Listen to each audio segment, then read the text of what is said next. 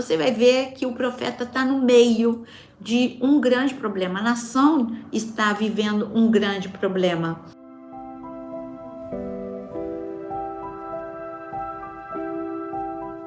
O que é que eu tenho que fazer para eu fortalecer a minha mente diante da luta? Então, terceiro passo, já falamos o primeiro e o segundo. Terceiro passo, quebrar o padrão negativo que está na tua mente.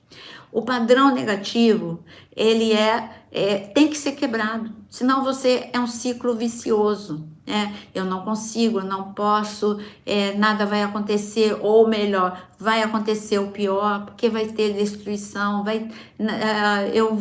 minha vida está acabada. É por isso que muitas pessoas dão cabo da vida, ou acaba com o casamento quando ainda tinha chance, porque ela tem um padrão negativo dentro da sua mente e não dá possibilidade à solução, a solução, a possibilidade da solução não faz parte na sua mente.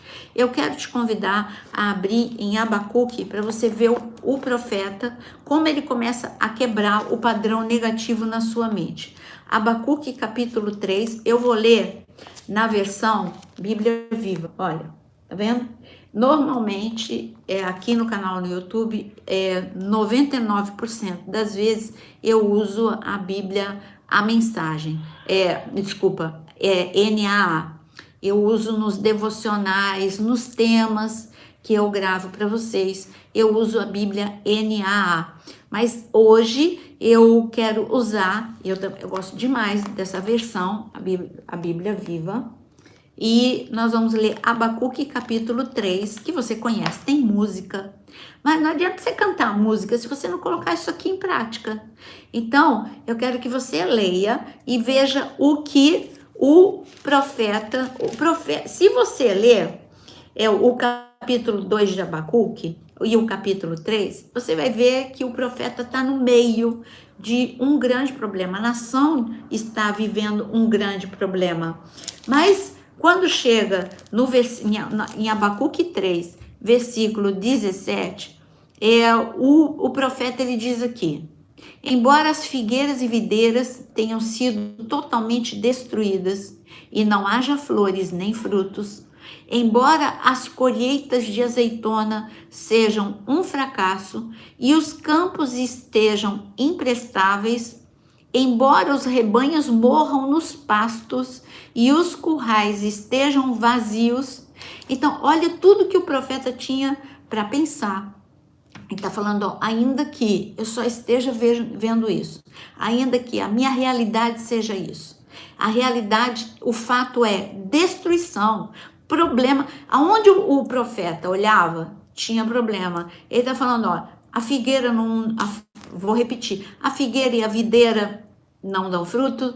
Aí ele continua, as azeitonas também não estão dando frutos, tudo está um fracasso e além do mais, até os rebanhos estão morrendo e os currais estão vazios. Ou seja, a crise, ele está falando, se você estiver vivendo uma vida com crise, à frente, atrás, à direita e à esquerda, este não é o fim. Ele quebrou o padrão negativo. O padrão negativo é, se não tem fruto, eu não tenho comida. Se não tem comida, eu e a minha família vamos morrer. É a mesma coisa quando você fica lendo notícias e você fala assim, sabe uma coisa? Eu acho que não tem solução financeira, eu vou perder o meu emprego, olha quantas pessoas estão sendo mandadas embora e eu também vou perder o meu emprego e eu vou morar embaixo de uma ponte. Quer dizer que isso fez parte da minha vida há muito tempo. A minha mãe falava e eu acreditava, porque eu era criança. E minha mãe falava assim, olha, nós estamos perdendo tudo. E assim, a nossa casa já era uma casa muito, muito, muito precária. Mas só que minha mãe estava dizendo que ia ficar pior do que... Aquilo que era ruim ia ficar pior. A minha mãe falou assim, nós vamos morar embaixo da ponte. Era uma expressão da minha mãe dizendo que as coisas só estavam piorando, mas eu, como criança, passei a acreditar. E eu já me via, como que vai ser morar embaixo da ponte, como que vai ser? Então, eu criei todo um quadro na minha mente e eu ficava eu chorava de noite, com medo de no dia seguinte eu ir morar debaixo da ponte. Mas o que eu quero dizer é que o profeta diz, ainda que você olhe para todos os lados e não veja solução, olha para cima. Direita, esquerda, para frente, para trás. Quebra esse padrão. Pensa com a mente de Cristo. E Cristo vai te dar a resposta. Cristo é a resposta. Ele vai, sabe, quando José, quando ele foi colocado na cisterna, ali pelos seus irmãos, ele clamou muito. Está escrito que ele chorou muito, ele clamou muito.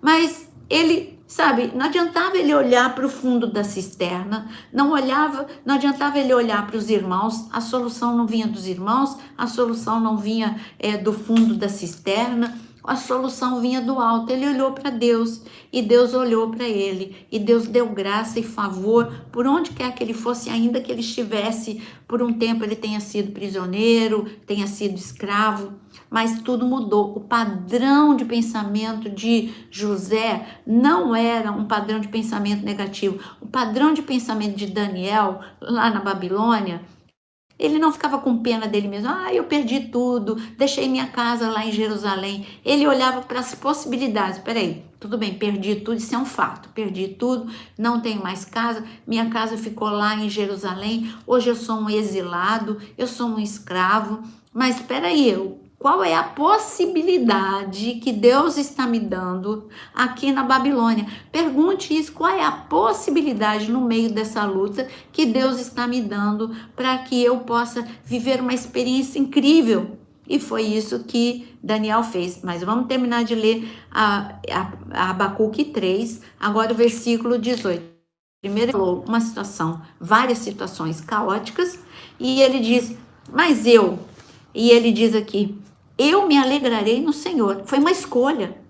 Eu vou me alegrar, não porque não tem rebanho, eu não vou me alegrar porque a colheita fracassou, eu vou me alegrar no Senhor, porque Ele é fiel. Então, eu vou me alegrar no Senhor, ficarei muito feliz no Deus da minha salvação. O Senhor, o soberano, é a minha força, e Ele faz os meus pés como da corça, e me guia em segurança por sobre as montanhas. Então, Ele está falando, Deus vai me dar pé para eu avançar. Não é para eu ficar parado aqui, não. É para eu avançar.